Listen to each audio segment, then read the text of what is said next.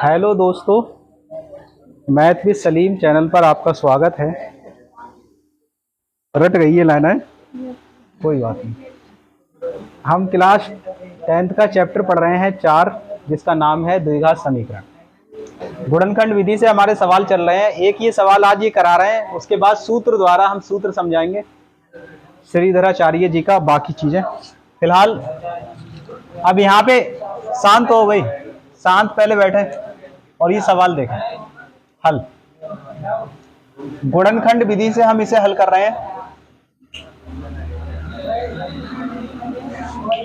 तो 4√3x² plus का 2x minus का 2√3 बराबर 0। बहुत सारे रूट के ऊपर मैंने सवाल कराए हैं, आप बिल्कुल ध्यान से देखा करें। ये सवाल वैसे तुम्हें खुद करना चाहिए था। अब x² का गुणांक कितना है? 4√3। कितना है? तो 4√3 आप यहां लिख लें और 2√3 ये वाला है, तो वो आप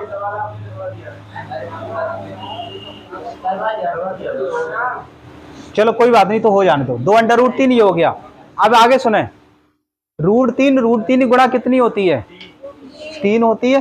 तो 4 गुणा ये वाले 2 आ गए और √3 गुणा हो गई 3। अब हमें ऐसी संख्या बनानी है कि बीच में 2 आ जाएं, तो वो संख्या हमारी साफ दिख रही है। 3 दूनी 6 और ये 4, 6 में से 4 घटे तो 2 बचे। क्या बचे? 2 बचे। तो देखो यहाँ पे कैसे लिखेंगे आप? 4√3x²। बड़ा मान कौन है यहाँ पे? तो यहाँ लिख लो आप भाई साहब 6 और साथ में x, और फिर लिख लो छोटी संख्या 4x। अब मुझे ये बताओ, यहाँ पे हमें 2 लाना है, घटाएंगे जोड़ेंगे? तो उवैस रजा कादरी, यहाँ प्लस आ गया, तो यहाँ काय का चिन्ह आएगा? बताओ शाहनवाज हुसैन, काय का आएगा चिन्ह? माइनस का।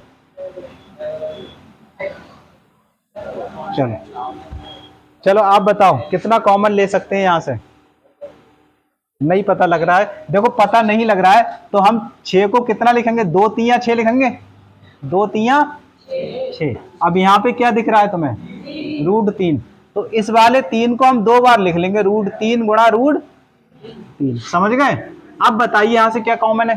तो आप एक तो 2 कॉमन ले लेंगे, जो यहाँ 4 में भी है और यहाँ भी है, तो 2, और साथ में √3 कॉमन ले लेंगे जो दोनों जगह है। तो कितना कॉमन लेंगे शिवम? 2√3। तो क्या बचेगा यहाँ पे? अंशुल, अंशुल बताएं यहाँ क्या बचेगा? 2 दूनी, हाँ 2x बचेगा, और x कॉमन लिया है साथ में, तो यहाँ बचा 2x। यहाँ पे देखें 2 कट गए, √3 कट गए, √3 बचा, तो ये आ जाएगा √3, यही आएगा। अब आगे बताइए इन दोनों में कितना कॉमन आएगा? यहाँ पे गौर से देखें, यहाँ गौर से देखें, यह 4x है, यहाँ कितना है? 4x, यहाँ 2x। इसका मतलब है कि 2 कॉमन है ना? 2√3 है या खाली √3, इसका 2 यहाँ से गायब है। अब कंफर्म हो गया 2 कॉमन है। तो नदीम भाई 2 कॉमन है, काय के? माइनस के, प्लस के? माइनस के 2 कॉमन है। तो माइनस के 2 कॉमन लेंगे, तो बताओ अलीसा यहाँ क्या बचेगा? √3 नहीं, 2 कॉमन लेंगे आप, तो 2 दूनी 4, 2 दूनी 4x, 2 से भाग दो इसे, 2 दूनी 4 यानी 2x। ठीक है, फिर हम बताओ यहाँ क्या आएगा? √3 आएगा। तनु बताओ इसमें से कितना कॉमन लेंगे? फिर पूरी ब्रैकेट 2x प्लस √3 कॉमन लेंगे। कॉमन लेंगे, यहां क्या बचेगा? बताओ जुनैद।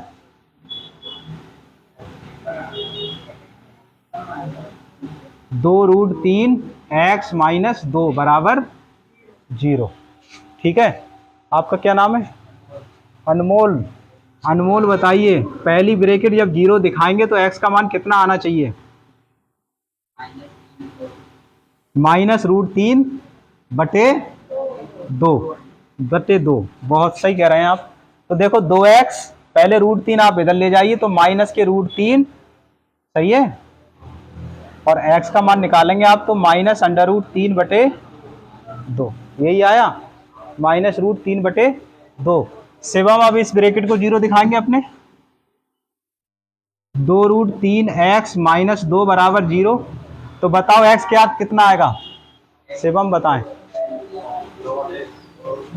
2/2√3, बिल्कुल सही कह रहे हैं। देखें 2√3x बराबर आ जाएगा 2, x का मान 2/2√3, 2 से 2 कट गया, x का मान आया 1/√3। तो यहाँ मूल बताओ कितने आए, पहला मूल माइनस √3/2 और दूसरा मूल आया 1/√3। यही हमारा आंसर है, बताइए।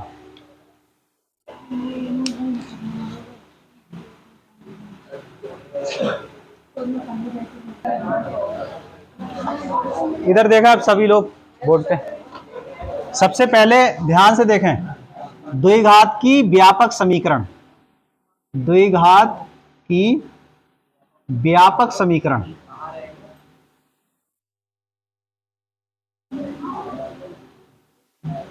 या फिर इसी को हम कहते हैं मानक समीकरण, ठीक है, मानक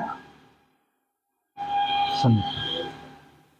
द्विघात की जो व्यापक समीकरण होती है वो होती है ax² plus bx plus c बराबर 0। क्या होती है द्विघात की व्यापक समीकरण, क्या होती है, देखो ax² plus bx plus c बराबर 0, ये होती है द्विघात की व्यापक समीकरण। तुम्हारा क्या नाम है, दिव्यांश। बताओ x² का गुणांक कितना है यहाँ पे। तो जब भी हम गुणांक पूछेंगे तो उसके आप आगे देखेंगे संख्या लिखी हुई, विद चिन्ह सहित बताएंगे आप, ठीक है, ठीक। और प्लस का है तो सिर्फ संख्या बता दें, माइनस है तो बोले माइनस है। तो यहां बताए x² का गुणांक कितना है, तो ये कहलाएगा हमारा a। और x का गुणांक कितना है, इसे हम कहते हैं b। और जिसमें x ना आए उसे कहते हैं हम अचर पद। अचर पद क्या है यहाँ पे, तो ये कहलाता है c। समझ गए, x² का गुणांक a कहलाएगा, x का गुणांक b कहलाएगा और अचर पद कहलाएगा c।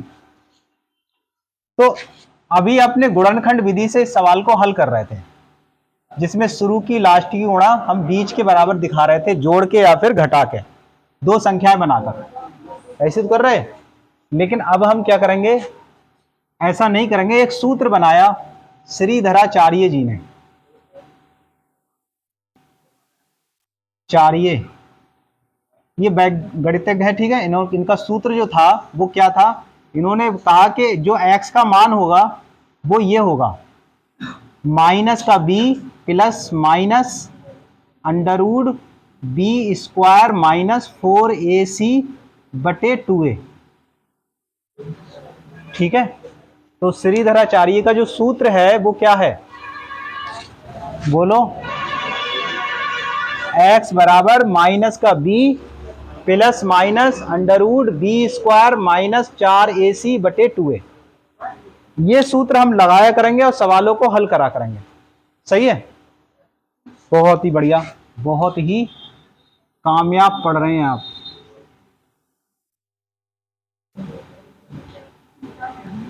आगे सुनो, x बराबर minus b plus minus under root b² minus 4ac/2a। आगे ध्यान दें, अंडरवुड के अंदर जो राशि है, ध्यान से देखें भाई साहब, ये जो राशि है ये वाली देखिए क्या है, ये b² माइनस 4ac है। इस संख्या को हम कहते हैं, इस मतलब इस राशि को हम कहते हैं विविक्त कर। क्या कहते हैं, विविक्त कर, ठीक। तो ये जो b² माइनस 4ac है,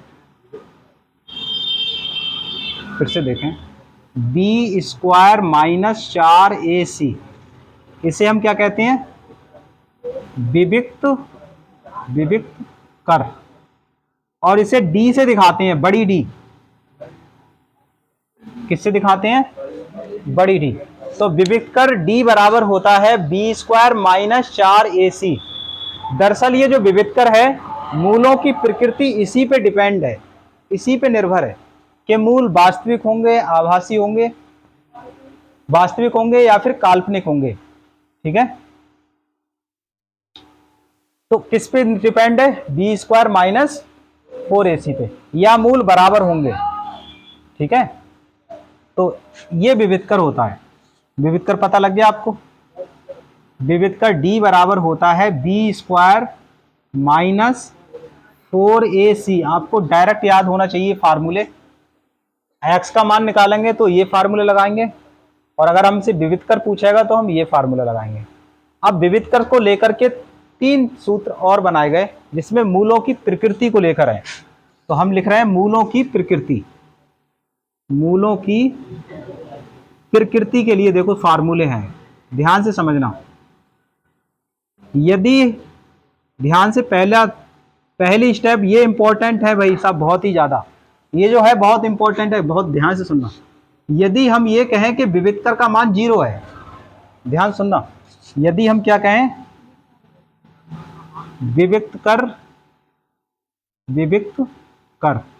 विविक्तर का मान कितना है? 0 है। यानी ऐसे करके हमने विविक्तर निकाला, हमने इस सूत्र से विविक्तर निकाला और उसका मान क्या आ गया? 0 आ गया। तो इस बात का मतलब ये है कि उसके मूल जो हैं वो बराबर हैं। कैसे हैं? बराबर। और कैसे हैं? वास्तविक।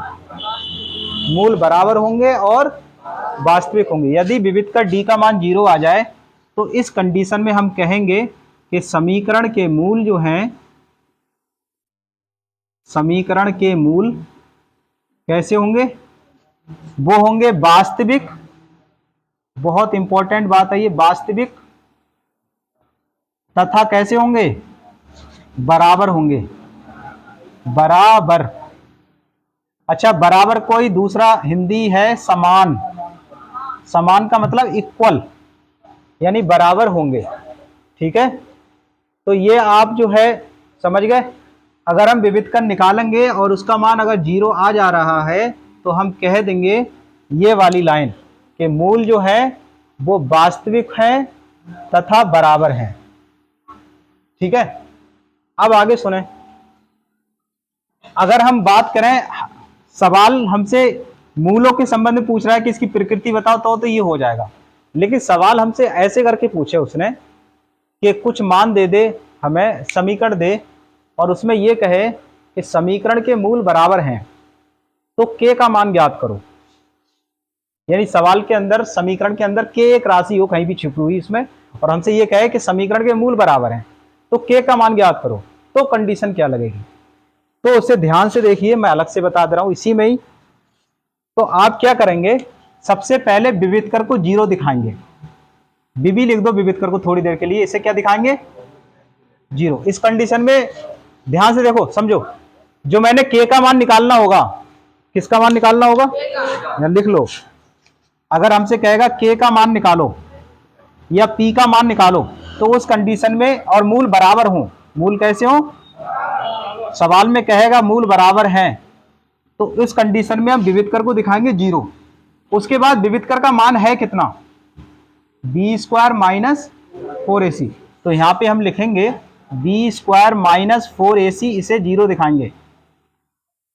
समझो बात को, ये ऊपर वाली कंडीशन में 0 सिद्ध करेंगे और k के मान में 0 दिखा करके b² माइनस 4ac 0 दिखाएंगे, तो k का मान निकालेंगे इससे। दोनों बातें अलग हैं, समझे? तो यहां से फिर k का मान इसे मान रख के निकाल लिया करेंगे इतने में। ठीक है, तो ये आप याद रखेंगे k के मान के लिए, बस इतना चीज टॉपिक है जो आपको याद रखना है। अगर k का मान पूछेगा मूल बराबर के केस में, तो हम इतना लिख के फिर इससे मान निकालेंगे। समझे? ठीक। अब दूसरा देखें, दूसरा, यदि विविक्तर का मान 0 से बड़ा आ जाए, विविक्तर कैसा आ जाए? 0 से बड़ा, तो लिखेंगे यहां पे, यदि विविक्तर d जो है वो 0 से बड़ा आए, तो b बड़ा ऐसा बनता है, देखो जिधर मुंह खुल जाए वो राशि बड़ी हो जाती है। जैसे अगर हमने ये तीर लगाया ऐसे करके और ऐसे करके, ध्यान सुनना ध्यान से, ऐसे लगाया और ऐसे लगाया, मुंह इसका किधर खुला है? बताओ नदीम, मुंह किधर खुला है? तुम्हारी तरफ खुला है नदीम, मुंह खुला है नहीं खुला है? देखो इसका, तो ये क्या हो जाएगा यहाँ पे? बड़ा हो जाएगा, और ये क्या हो जाएगा? इसका मान छोटा। इसका मतलब है अगर हमें संख्या एक 8 दे रखी है और एक 6 दे रखी है और हमें ये चिन्ह लगाना पड़ जाए इनके बीच में, तो किधर को लगाएंगे? ऐसे करके मुंह इसका 8 की तरफ रखेंगे। तो इसका मतलब है 8 बड़े हैं, 6 छोटा है। समझ में बात आई? और चिन्ह अगर ऐसा है तो बताइए भाई साहब कौन बड़ा होगा? आप बताओ, आप बताओ, कहाँ छोटा? ये तो बड़ा होगा। हाँ बड़ा होगा ना, हाँ तो इधर बड़ा। चलो मैंने पूछा नहीं, उससे पहले ही तुम भूल गए, इसलिए तुम्हारा गलती हुई तुमसे। फिलहाल देखें कोई बात नहीं, इधर बड़ा मान होगा, इधर छोटा मान होगा। जैसे अगर हम यहाँ पे कोई संख्या लिखें, इधर लिखें हम 35 और इधर लिख दें हम 20, और ये चिन्ह लगाना पड़ जाए हमें, तो बताइए आप किधर लगाएंगे चिन्ह? 35 की तरफ इसका मुंह रखेंगे इस तरीके से। समझ गया है? समझ गए? तो यही चीज है, हम कह रहे हैं यदि विविधकर बड़ा है 0 से, तो 0 से बड़ा होने का मतलब है प्लस की संख्या है, धनात्मक है, क्योंकि 0 से जो भी संख्याएं 0 से बड़ी होती हैं वो धनात्मक होती हैं। 1 2 3 4 5 6 ये सब धनात्मक संख्याएं हैं, और जो संख्याएं 0 से छोटी होती हैं वो माइनस में होती हैं, -1 -2 -3। तो जो ऋणात्मक होती है संख्याएं वो 0 से छोटी रहती हैं, और जो संख्याएं 0 से बड़ी रहती हैं वो धनात्मक। अगर विविधकर 0 से बड़ा है तो इसका मतलब है कि विविधकर कैसा है? धनात्मक है। विविधकर कैसा है? धनात्मक। और अगर विविधकर धनात्मक है तो मूल होंगे वास्तविक, लेकिन बराबर नहीं होंगे, असमान होंगे। मूल कैसे होंगे फिर? मूल होंगे वास्तविक। वास्तविक तो होंगे, लेकिन कैसे होंगे?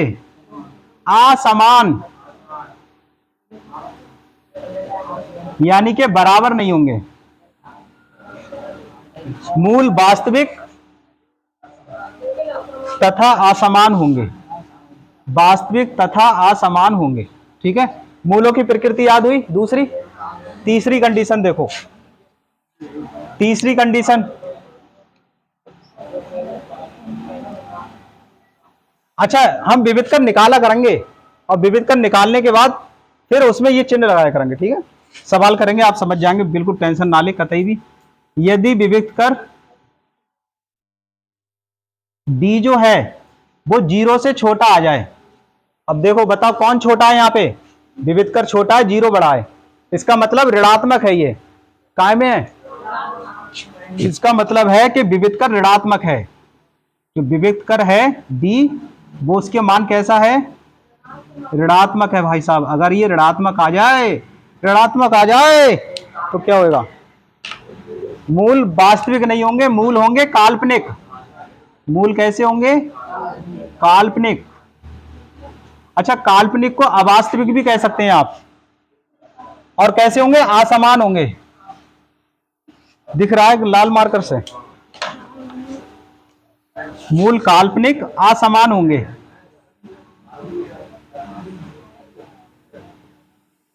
ठीक है, ये काल्पनिक लिखा है, मूल काल्पनिक असमान होंगे।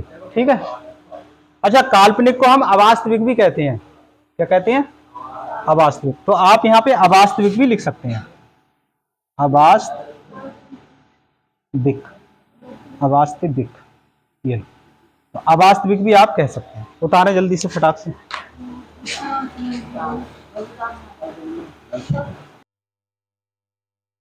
ध्यान से यहां से देखो, अगर जैसे हमने एक बात और सुने, ध्यान सुने ध्यान से, जैसे हमें कहा समीकरण के मूल बराबर हैं या फिर समान है, तो हम ये वाली कंडीशन लगाएंगे, विविधकर का मान 0 दिखाएंगे, उसके बाद b² - 4ac 0 दिखाएंगे, फिर सबके मान निकालेंगे, फिर k का मान निकालेंगे।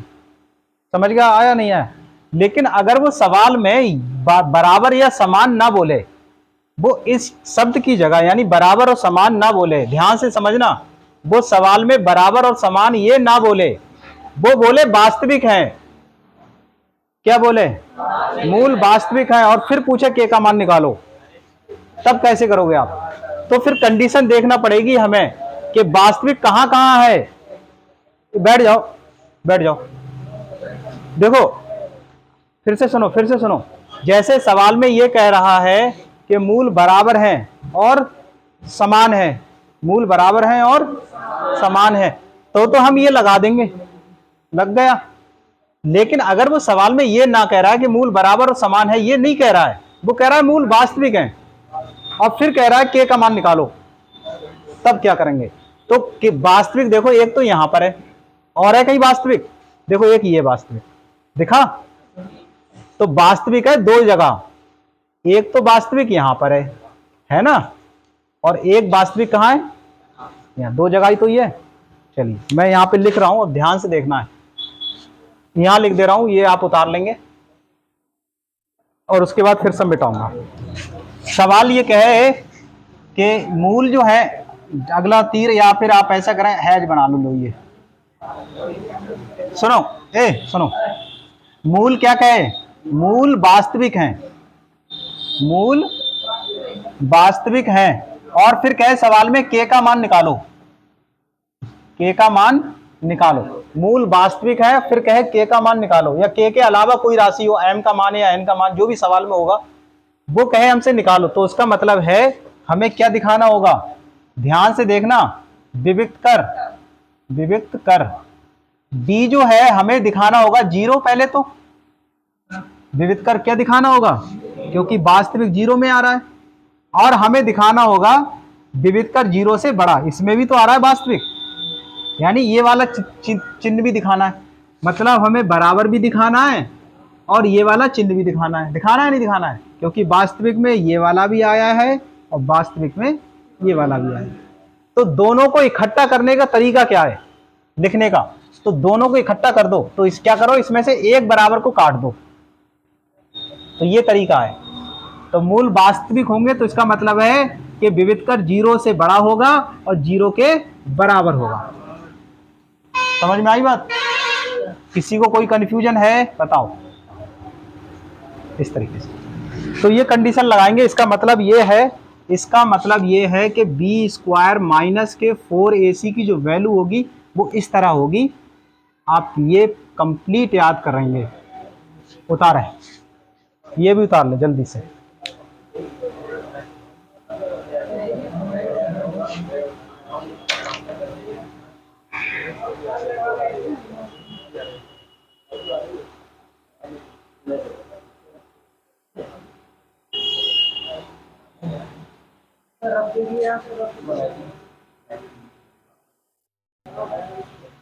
सवाल देखें, यदि द्विघात समीकरण 3x square minus 12x plus m बराबर 0 के मूल कैसे हैं?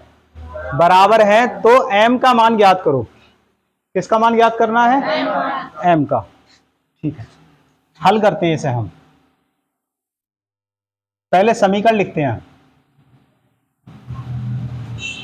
3x स्क्वायर माइनस के 12x प्लस का m बराबर 0 क्या है? प्लस का m बराबर 0 है। तो ध्यान से देखें, पहले आप तुलना करें इसकी। क्या करें? तुलना। तो व्यापक समीकरण से आप तुलना करें। तो व्यापक समीकरण क्या थी? ax square 0। बताओ a की जगह क्या लिखा है? ऊपर देखो 3, और b की जगह क्या लिखा है? फिर बोले माइनस, बोलो ना, माइनस के 12 लिखा है देखो b की जगह, और c की जगह क्या लिखा है? लिखा है। अब आगे सुने, सवाल में क्या कह रहा है? लिखा है, ये लाइन यहां लिखो, यहां लिखो, आप वो लाइन लिखो, समीकरण के मूल बराबर हैं, मूल बराबर हैं। जैसा उन्होंने ये लिखा तुमने भी यही लिख दिया, मूल बराबर हैं। और फिर अपने सूत्रों पे आओ। समीकरण के मूल बराबर यहां हैं, और अगर मूल बराबर हैं, हमने कहा तो k का मान या m का मान कुछ भी पूछा जाएगा तो हम ये कंडीशन लगाएंगे। तो क्या लिखेंगे फिर इसके नीचे? विविक्त कर d बराबर 0। तो इसके नीचे लिखो ये वाला मान। ध्यान से देखो, ध्यान से कैसे कर रहा हूं मैं, इसी तरीके से आपको एग्जाम में करना है। विविक्त कर d कितना हो जाएगा? जीरो लिख गया। अगर विविध का डी जीरो है तो इसका मतलब क्या है, B square minus 4ac zero होगा। इसके बाद आप ये वाली लाइन लिखें, लिखो यहाँ बी स्क्वायर माइनस 4ac क्या हो जाएगा, जीरो। लिख गई। अब मान लगा दो ऊपर से, देखो b कितना है -12 और इसका है स्क्वायर माइनस का 4, ए बताओ 3। तो ऐसे करके मत लिखिए गुणा में, ये अच्छा तरीका नहीं है, ब्रैकेटों में लिखते हैं अपने मान। तो ए कितना 3 ब्रैकेट में लिखो, और सी कितना, इसे भी ब्रैकेट में लिखो, बराबर। अब माइनस का वर्ग होता है प्लस, माइनस की घात अगर सम संख्या है तो प्लस और विषम संख्या है तो माइनस। ठीक है, तो ये तो सम है, सम का मतलब जोड़े से है, तो इसका मतलब प्लस आएगा, माइनस हो जाएगा प्लस। और 12 का वर्ग कौन जानता है, 144, 12 12 144 होता है। 4 तियां 12 m बराबर 0। अब 144 को आप इधर ले आओ तो क्या हो जाएगा, माइनस के 12 m बराबर माइनस 144। अब इसके बाद मैं यहां कर रहा हूं, अब मुझे चाहिए m का मान, तो माइनस 144 और ये जो 12 है ना, ये इसके बटे में आएंगे, माइनस से माइनस कट गया, 12 12 144। अपने दिमाग में काट लो, ज्यादा बेहतर है। ठीक है, ये अच्छा तरीका नहीं होता ये। हाँ, अगर काटना हुआ करे तो एक तरीका मैं बता रहा हूं आपको, एक मैं तरीका बता रहा हूं। अगर काटना ही है आपको तो सबसे पहले ये लिख लो, इतना लिख लिया, उसके बाद यही चीज दोबारा लिख लो, इसी चीज को क्या लिख लो, दोबारा लिख लो, माइनस 144 बटे माइनस 12। अब काट लो, माइनस से माइनस, 12 12 144। ऐसा करने से आपको क्या बेनिफिट मिलेगा पता है, एग्जामिनर नंबर नहीं काटेगा, वो यहाँ समझ जाएगा कि ये इसने यहाँ से ये काट लिया, ये चीज क्लियर हो जाएगी उसके दिमाग में। अब ये चीज में ही तुम काट दो तो फिर ये स्टेप क्लियर नहीं हो पाई है। ठीक है, तो पहले ये लिख लो, काटना है तो एक बार और लिख लो, फिर काट के फिर m बराबर 12। ये हमारा आंसर है, उतारें।